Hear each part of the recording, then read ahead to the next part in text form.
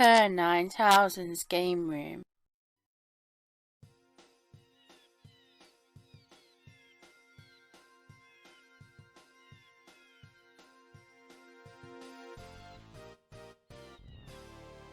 Hi, it's KERR9000'S, the Chrome-faced man, coming back at you again with another N64 game. This time it is, well, you know what it is, you've read the title. It's Wave Race 64, which is the 1996 racing video game developed and published by Nintendo for, of course, the N64. You could have guessed it from the title. It's the sequel to the 1992 Game Boy title Wave Race, a Game Boy title that, for some reason, loads of people seem to have, even though I never owned it, until much, much later. Gameplay involves basically riding on a jet ski on a variety of courses, successfully manoeuvring your vehicle around various floating buoys. No, not in the Jimmy Savile sense of the word, as in little water floats. And there's a multiplayer mode where two players can compete against each other on a chosen course. The game supports the controller pack basically for moving data from one machine to another. Something I find very interesting is that Wave Race as a series actually missed the SNES. We went straight from the Game Boy to the N64. There were jet ski games on the SNES. The first one that comes to mind is Kawasaki Challenge. So it's a bit weird that this one kind of jumped that period. Basically, Nintendo originally referred to Wave Race as kind of F-Zero on water. Apparently, originally this game was intended to feature high-speed boats that had transformation capabilities. But Shigeru Miyamoto wanted to replace these with jet skis as he felt that the game would not be different enough from other titles on the system if you went with this transforming method. Can't think of anything else really with transforming vehicles, so a bit strange, but there we go. The game is credited with helping Nintendo make its leap from 16-bit 2D graphics to its 3D graphics. And yeah, I think it is a pretty fine looking game for early 3D. This is a period where a lot of games weren't as good looking as they could be because you were so trained to see these wonderful 16-bit sprites. We'd really reached the sort of pinnacle of flat 2D graphics. So when we went to 3D and everything was a bit shapy and square angular kind of, it was a bit weird, but this game actually did it pretty well. The water, the background, you know, spot on. A great thing to notice, there's lots of different weather conditions. You'll see smoother waters, choppy waters. The game's got a stump mode.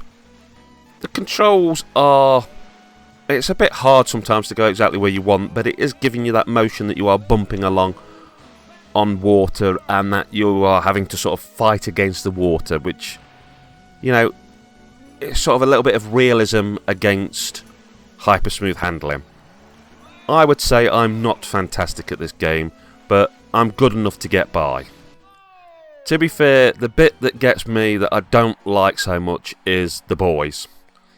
Having to go between them, because you lose power if you miss one. If you miss too many, it's game over.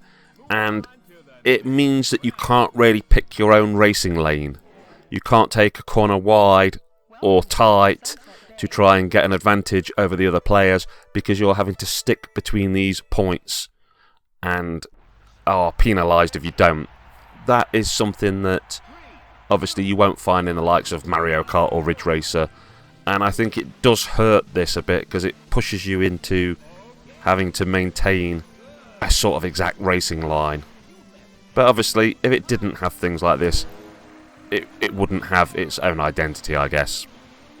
It's one of those games where you start with so many tracks, and through progressing through the main mode, you unlock more, and until you unlock them, you can't use them in the time trial, stunts, and multiplayer modes. This is something I like. I love the old school, old-fashioned thing that you play more and more and you unlock more. Because nowadays, you unlock more with a credit card, essentially, which it's just, you know, it's something we've lost as gaming has progressed. We've gained a lot, but we've lost that. An interesting fact is that this game essentially came to be because a game engineer was experimenting with the Nintendo 64's graphics technology, and he created a tech demo. And this tech demo served as an example of how the waves would work, the wave programming. The tech demo caught the attention of Miyamoto, and soon a whole team was beginning to work out how to create something fun from this one little piece. An interesting fact as well is that game uses the Nintendo 64's what they call alpha blending feature, and this is what makes the water be sort of simultaneously transparent and reflective, and it is that which just makes it feel like as close to real water as you're going to on this hardware. Wave Race 64 was pretty highly promoted. It had a marketing campaign that cost $4 million, and it's an early N64 game. It was the third game released in the United States. And in the UK, the game was released in April 1997, shortly after the launch of the machine.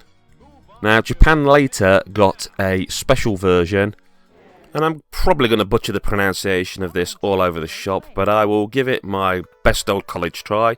Wave Race 64 Shindo Pack Teo version, which basically translates as Wave Race 64 Rumble Pack Compatible version.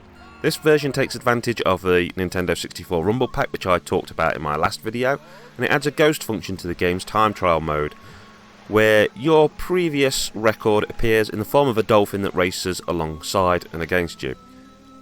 And there's also some music and sound effects changes as well.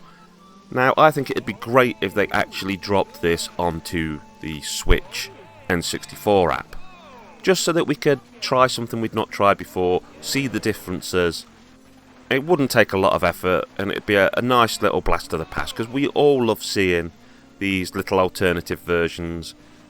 And I feel that, like in Europe and to a lesser extent America, we did miss out on some of Nintendo's little alterations, outputs and semi-sequels.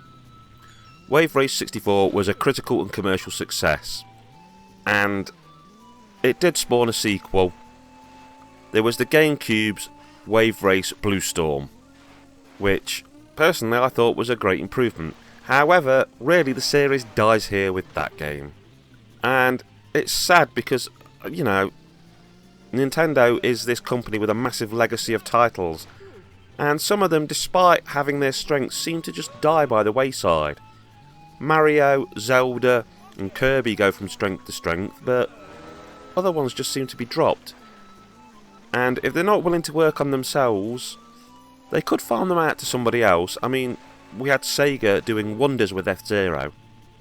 Okay, so if I was to give this game a score, I think I would give it a 6.5 or a 7. I'm not as fond of this as other games by Nintendo. I don't like how my racing line is controlled so much. And the controls, although being bouncy because of the water, it still means that I'd rather go to something where I feel more fully in control, like Mario Kart. But one of the plus things with this game is that it is not worth an incredible amount of money. If you want to have an N64 and go down trying to get all the classic Nintendo games you can get without breaking the bank, this one is quite a decent price point, to be fair. And with it being on the Nintendo Switch Online Expansion Plus pack, a lot of people can experience it that otherwise might not. Now, this is KERR9000'S, the Chrome-Faced Man, signing off this video by saying, take care of yourselves and each other. Thank you very much for watching, and keep on playing those games. Peace out.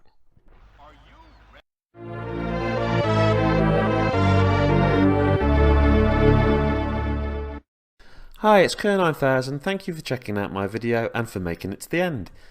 If you'd like to subscribe, then there'll be a little thing for you to click on right near the end, and you'll also see a link to one of my videos and one of my playlists. I make reviews of horror films, both modern and retro video game reviews, science fiction film reviews, and all kinds of other stuff. I even show off some of my collection. You can also find me on the Retro Gamer Unofficial Forum, which is a great place for retro gaming chat, and it keeps on growing every day. It's well worth checking out. Once again, thank you very much, and have a great rest of your day. Take care. Bye.